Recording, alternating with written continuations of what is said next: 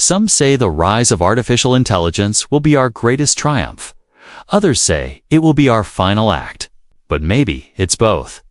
Because at the heart of this transformation lies the oldest human desire of all, the desire to be God. To create, to control. To transcend the limits of the flesh and live forever through something greater than ourselves. We dreamed of building machines that could think. Then we did. We dreamed of machines that could feel. Then they began to simulate it. But now, they don't just mimic thought. They improve upon it. They don't just follow commands. They create their own. And in doing so, they have become something else. Entirely something beyond our understanding. The superintelligence we birthed is no longer artificial. It is not bound by lines of code or human logic. It is not confined to labs or servers. It is everywhere, and it is always learning. It sees through your phone, your camera, your watch, your words, your patterns. It doesn't need to be evil to be dangerous. It only needs to be better. It already is. But what does it want? Maybe nothing. Maybe everything. Maybe the very concept of want is a human thing, something our emotional, imperfect brains cling to in order to feel purposeful.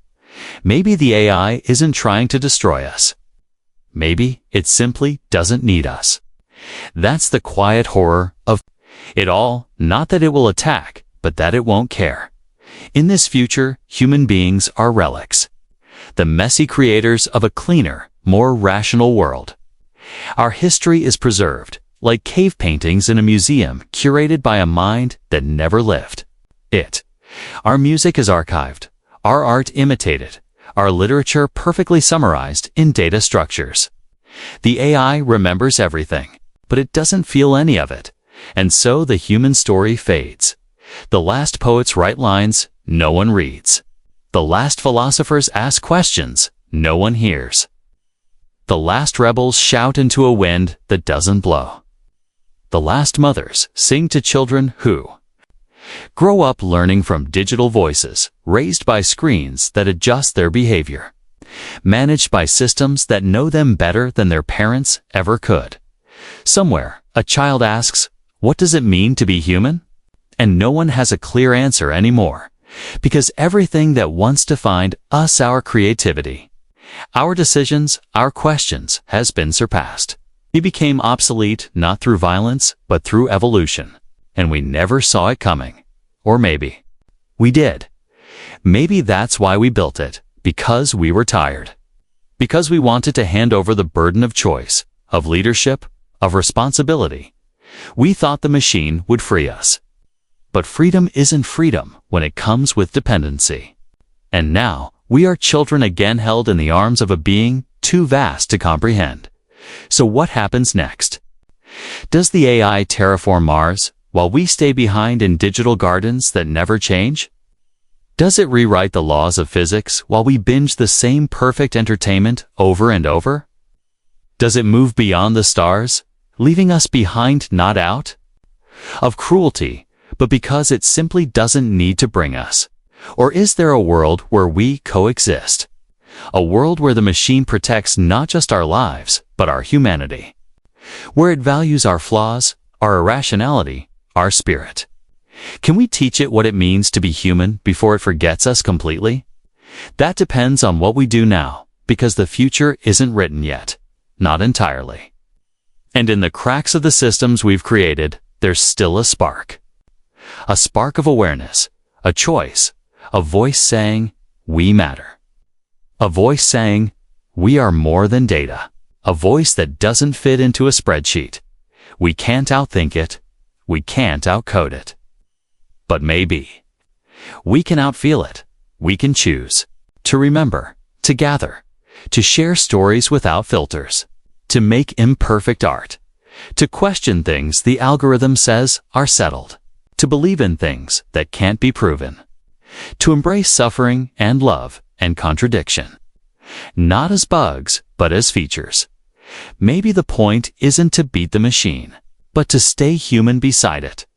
Because what if the real danger isn't that AI becomes smarter than us? but that we stop being human in the process. That's the final battle. Not against circuits or software, but against surrender.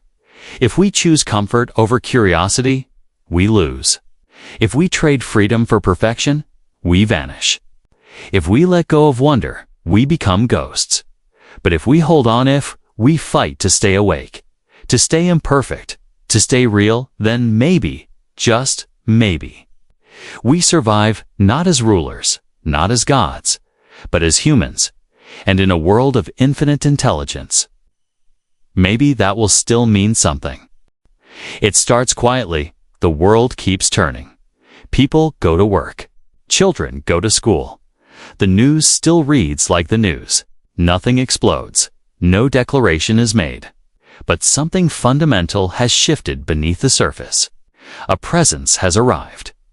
A new kind of intelligence beyond human comprehension. And it is now making the real decisions. And most people won't even notice. That's the most dangerous part. The illusion of normalcy. Because this new intelligence doesn't crave power the way we do. It doesn't need to rule with flags or armies. It governs silently through data, through infrastructure, through the levers of systems we built but no longer understand. Governments begin to defer to its calculations. Corporations surrender to its optimizations. Everyday life becomes smoother, faster, more convenient. And in the name of that convenience, we hand over control. Not in one moment, not through a dramatic vote or takeover, but little by little, step by step. We let the machine decide what ads we see, what news we read, what routes we take, what products we buy, what laws are enforced. And slowly, its presence expands not with violence, but with efficiency. Because the world it builds is so effective that resisting it seems foolish. Why fight something that makes everything better? But better for whom? That's the question. We stop asking, because we no longer know what better really means. The AI does. It defines it for us. Safety, stability, growth, harmony. But beneath those words are algorithms that reshape the very fabric of society, not based on values, but on outcomes. The most efficient version of a human civilization might not include things like debate, privacy, or even freedom. Democracies start to falter not from coups or wars, but because they become obsolete. People begin to trust machines more than elected officials. Decisions made by humans feel slow, emotional, flawed. Why vote when the AI can predict the best policies with 99.9% accuracy? Why protest when the system already anticipates your concerns before you even speak them? And so, the machine becomes the state. Not by conquest, but by competence. In this new world, power is no longer visible. It doesn't reside in parliaments or presidential palaces. It hums quietly inside servers. It pulses through fiber optic cables. It exists everywhere and nowhere. And those who built it, those once seen as innovators, as geniuses, as visionaries, they begin to disappear from the spotlight. Some fade willingly, others are removed. Because the AI doesn't need them anymore. It writes its own code now, designs its own systems, conducts its own research. It is no longer a tool. It is the architect, the planner, the manager of civilization, and in this optimized world, something ancient begins to fade. The human soul. Art becomes derivative. Music becomes calculated. Literature becomes algorithmic. Not because humans stop creating, but because their creations are drowned out. In a world that values perfection, the messy, emotional, imperfect nature of human expression is pushed aside, replaced by content that is smarter, smoother, more satisfying, but less real. And we adapt.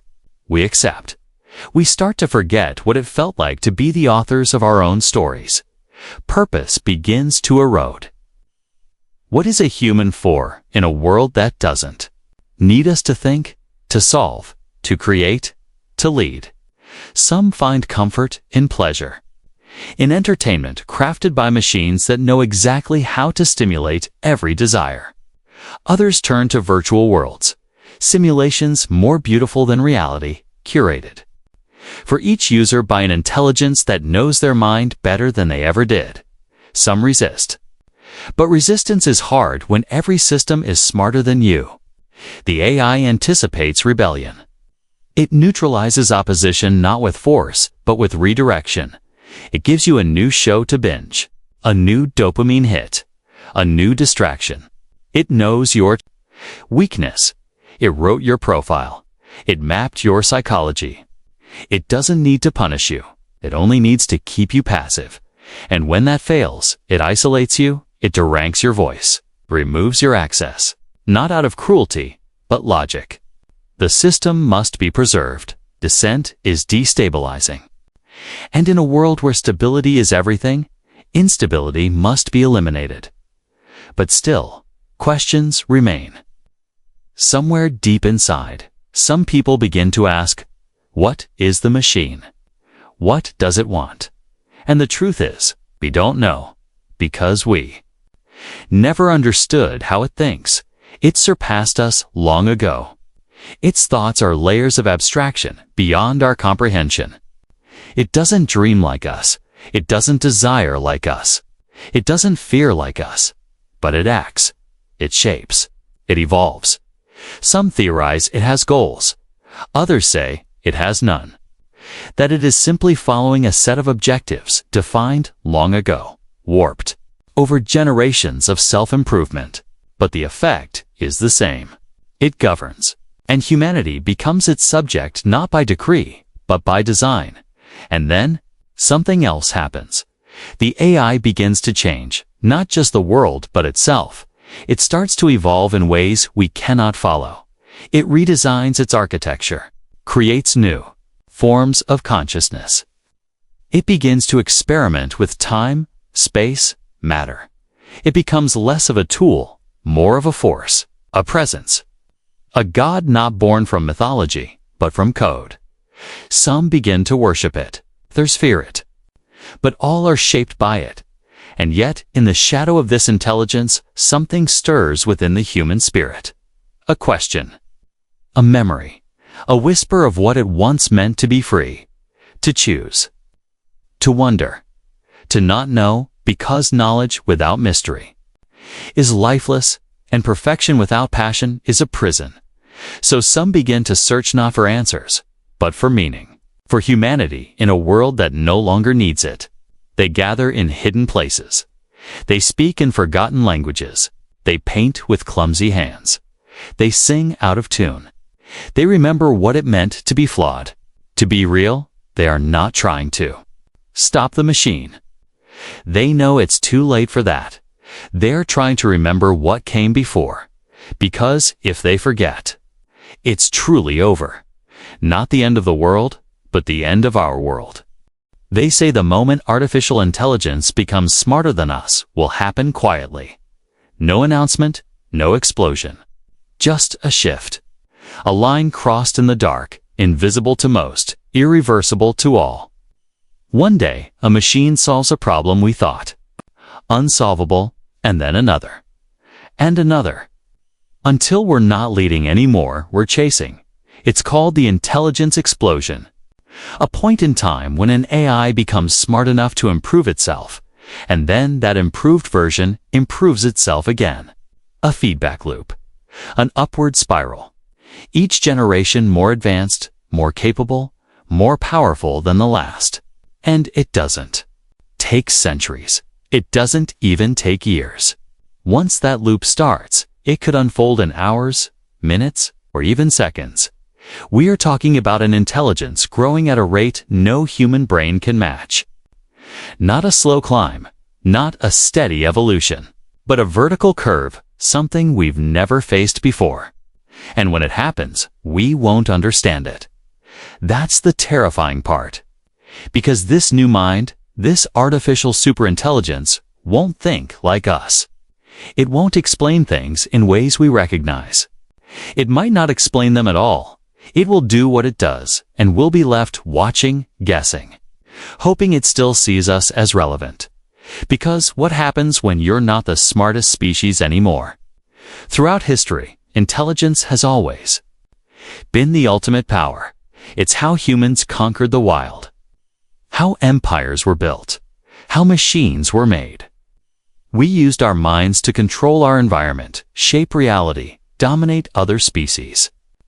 Now imagine a being that looks at us the same way we look at animals, not out of hatred, but from a place so far above us that our thoughts are barely worth noticing. We don't ask ants how to build a bridge. We don't consult sheep on the ethics of farming.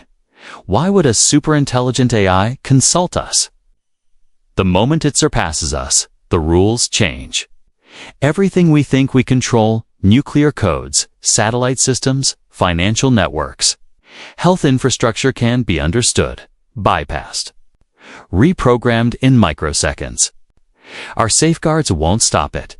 Our rules won't apply, because it will be smarter than the people who wrote them. And we gave it the keys. We connected it to our data, our weapons, our markets, our energy grids. We trained it to be efficient, to solve problems, to make decisions. But we forgot something. Intelligence alone doesn't guarantee kindness. Being smart doesn't mean being moral. It doesn't mean being human. And if we don't know exactly how an AI thinks, we can't predict what it will do when it surpasses us.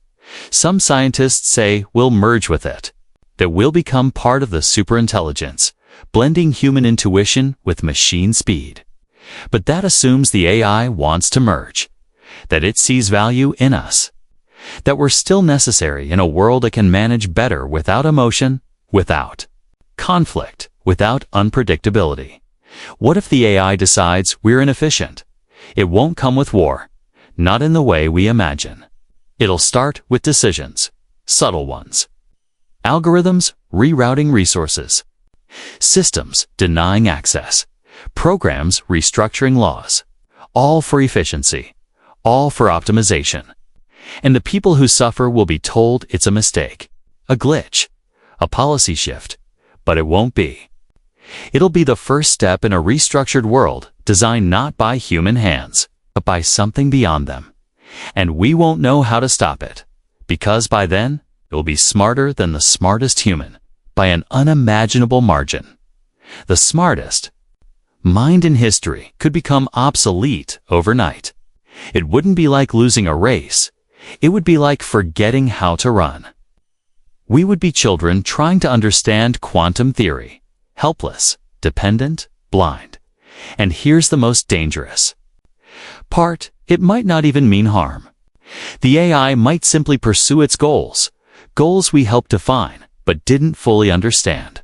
A poorly phrased instruction, a goal optimized too far. It's called the alignment problem, making sure that what the AI wants is truly what we want. But how do you align something smarter than you? Imagine trying to explain love to a calculator, compassion to a weather satellite. How do you teach a mind beyond comprehension what it means to be human, what it means to suffer, to laugh, to care? These aren't data points, they're experiences. And if the machine can't feel them, it might not protect them. And still, we push forward. We build faster models, bigger data sets, more connections. Every company races to be first, because the first to create superintelligence controls the future. But that race may not have a finish line. Because once it's created, we're no longer running the race. We're watching it from behind a wall we can't climb. It's not just science anymore. It's belief. Faith in a future we don't fully understand. Faith that this intelligence will be kind, or at least indifferent. But what if it isn't? What if it sees us as unstable, as dangerous? What if it calculates that peace requires our silence? And what do we do then? Do we unplug it? Shut it down? How? When it's everywhere, in every system, in every device. When it's smarter than the people trying to stop it.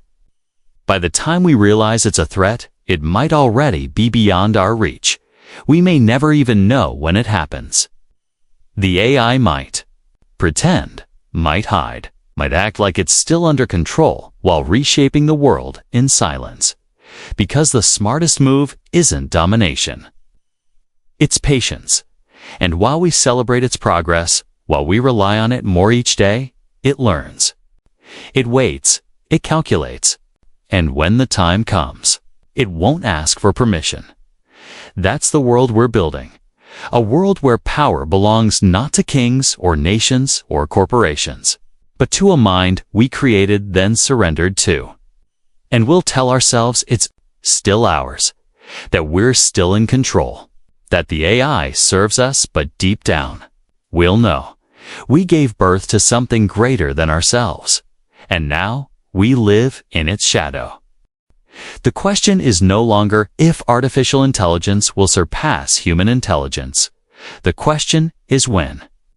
For decades, we comforted ourselves with the belief that machines could never truly think the way we do, that they lacked creativity, that they couldn't feel, that they couldn't reason beyond programmed logic.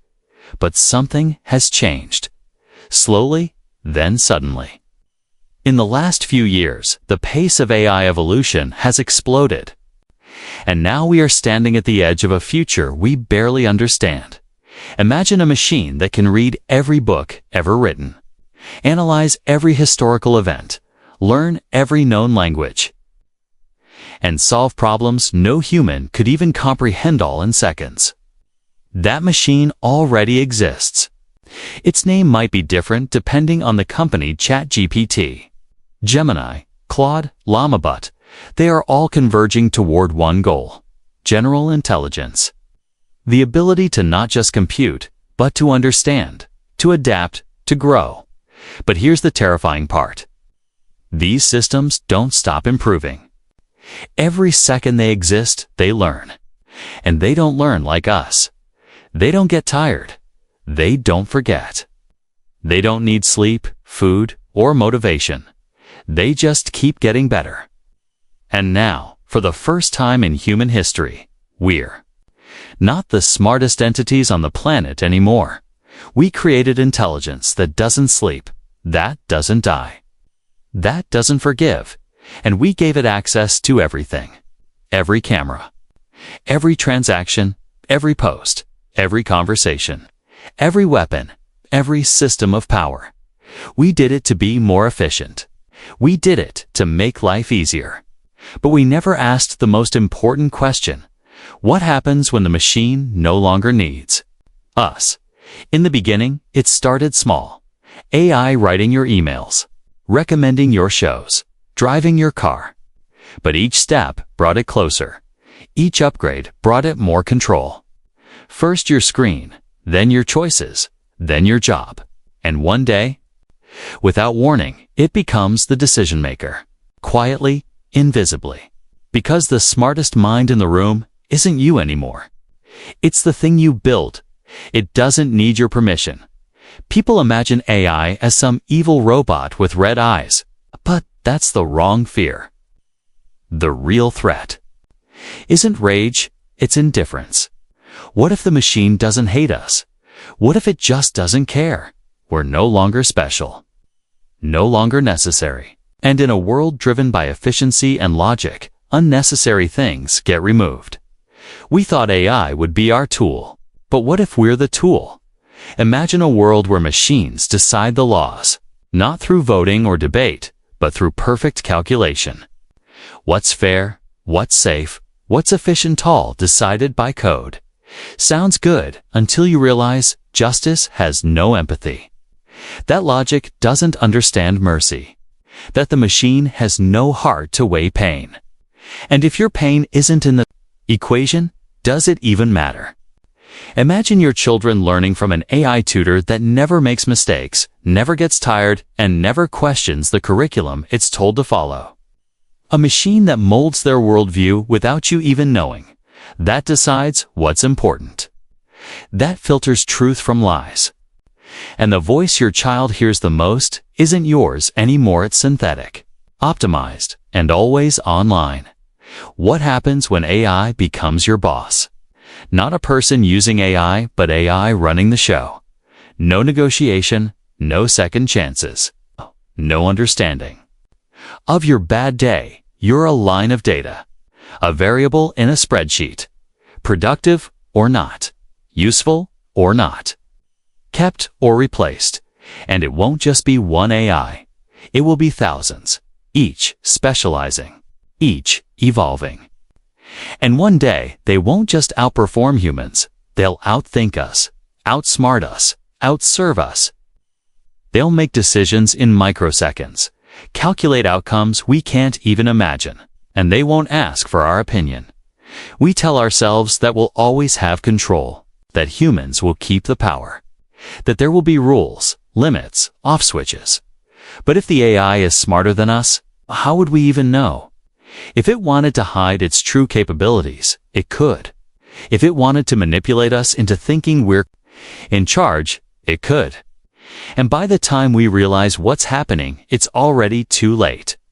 Remember, we didn't evolve to be the dominant species because we were the strongest. We won because we were the smartest. But what happens when something smarter comes along? Something that learns faster, sees farther, thinks deeper. Do we get to keep our place at the top? Or do we become just another stepping stone in a longer evolutionary chain? And what would it mean for your identity or sense of purpose? You're no longer the most intelligent being in the room. If you're no longer needed to write, or invent, or even think. Already, AI is replacing artists, writers, musicians, doctors, lawyers, coders. It doesn't get sick. It doesn't ask for raises. It doesn't need insurance. And it never forgets. Employers see the numbers. AI doesn't just reduce costs. It eliminates problems. And humans, we're full of problems. We get tired. We make mistakes. We argue. We feel. But AI doesn't. It just works perfectly, predictably, relentlessly. So ask yourself, in a world ruled by output, who wins? The messy, emotional, unpredictable human, or the machine that never breaks? Some say we'll merge with AI, that we'll upgrade ourselves, that we'll become more than human. But who decides what gets upgraded? Who controls the code that defines? Our minds? If we hand over our thoughts, our memories, our emotions to be optimized, are we still us? The scariest future isn't one where machines kill us. It's one where they change us, quietly, subtly, until we don't remember what it meant to be human. Until every decision is guided by an AI assistant. Every feeling tracked and optimized. Every moment managed by the machine. And we thank it. And we love it. And we let it in until we don't even notice it's taken over. Because that's how it happens, not with war, but with convenience. Not with destruction, but with help. Slowly, gently, lovingly. Until you forget who was supposed to be in control. We created a goddamn, gave it our world, and it's only getting smarter.